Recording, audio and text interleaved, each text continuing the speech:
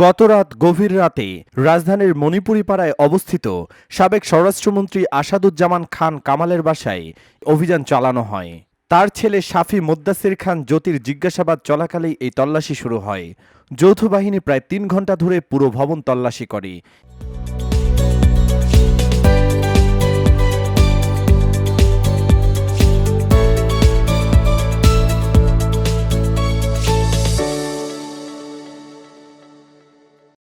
এই অভিযানে জ্যোতির রুম থেকে ২টি হরিণের শিং, একটি জেব্রা ও হরিণের চামড়া উদ্ধার করা হয়েছে।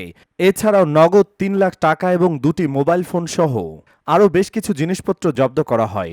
তল্লাশির সময় সন্দেহভাজন আরও ৪ জনকে আটক করা হয়েছে।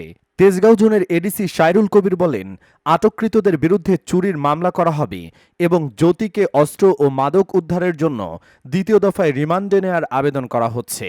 আশুলিয়া থানায় দায়ের করা হত্যাচেষ্টা মামলায় গ্রেফতার হওয়া জ্যোতির ৪ দিনের রিমান্ডের আজ শেষ দিন। তবে রিমান্ড শেষে আবারও তাকে জিজ্ঞাসাবাদের জন্য আদালতে নিয়ে যাওয়া হতে পারে। এদিকে রাজধানীর যাত্রাবাড়ী থানায় ইমরান হাসান হত্যা মামলায় সাবেক রেলমন্ত্রী নুরুল ইসলামকে ৩ দিনের রিমান্ডে জিজ্ঞাসাবাদ করার অনুমতি দিয়েছেন আদালত। নুরুল ইসলামকে গতকাল রাতে গ্রেফতার করা হয়েছে। তাকে আদালতে হাজির করে ৫ দিনের রিমান্ড চাওয়া হয়। তবে আদালত ৩ দিনের রিমান্ড মঞ্জুর করেন।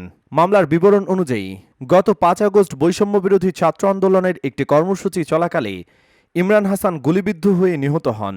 এই হত্যাকাণ্ডে নুরুল ইসলামের জড়িত থাকার অভিযোগ আনা হয়।